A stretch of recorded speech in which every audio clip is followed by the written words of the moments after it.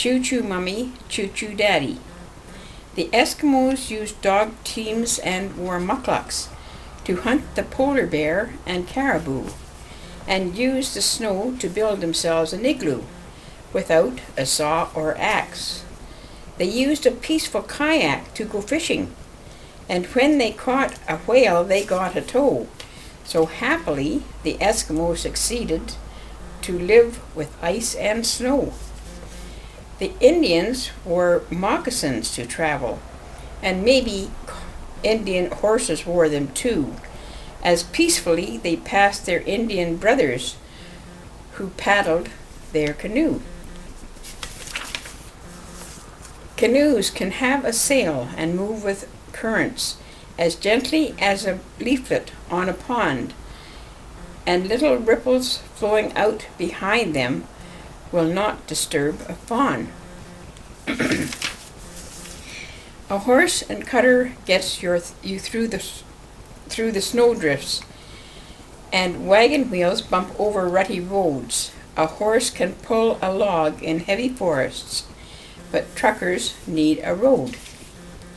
A prairie schooner is a covered wagon that pioneers did use in years gone by. Perhaps they should be still in circulation with sails for winds to ply. The truck needs fuel and roads to keep it working, while horses fill their bellies eating hay. The trucks make awful noises while they're working, but horses just say nay.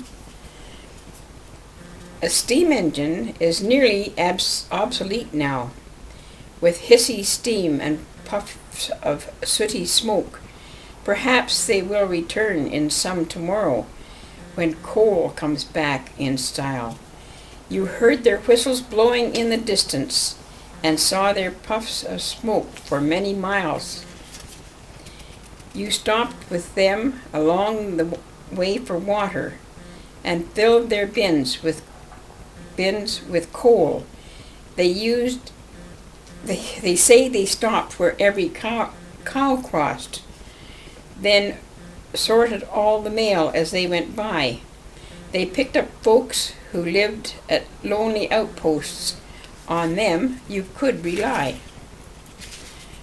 Now, when the jet and diesel overtook them, they figured they were smarter all the way, and started passing mums and dads and children who in the country live.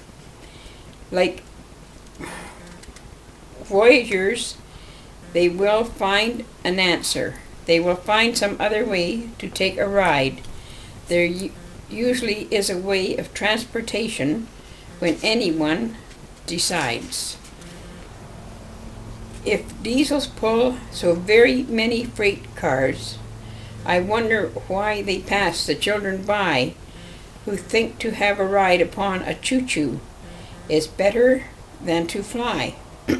Come travel in this country with the currents that the wind and water give, and ride a horse down peaceful, quiet pathways. Balloons fly up above. Come take a trip in Canada, Great Lakes to Arctic Sea, Atlantic to Pacific shore. This land is large to see, so large to see. Listen to the whistle in the distance. Hasten to the call of the wild. Listen to the breezes in the treetops, and travel with a smile.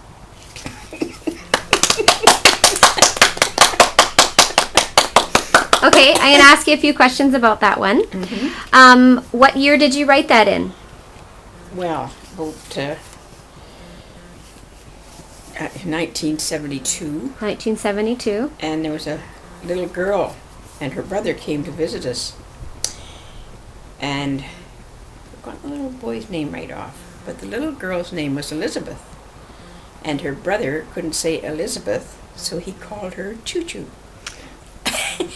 And she doesn't even know I wrote it, because they moved away. Her name was Elizabeth Singh, and goodness, her brother.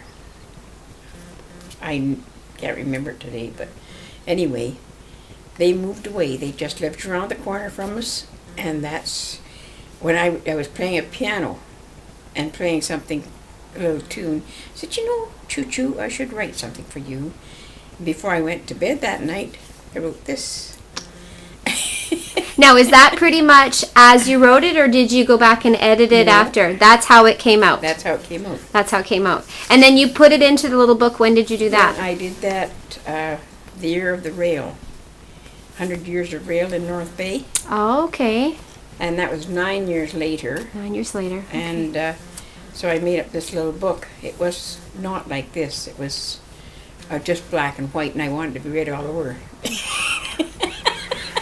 So I had 200 copies put together, and then I sold them off at $2 a copy. And I got my money back for the cost, and the prize money was half the first prize across Canada was $250. And there was a lady on the East Coast that got the other half the first prize through the Women's Institute. It was called the Mary Stiles Award. Okay.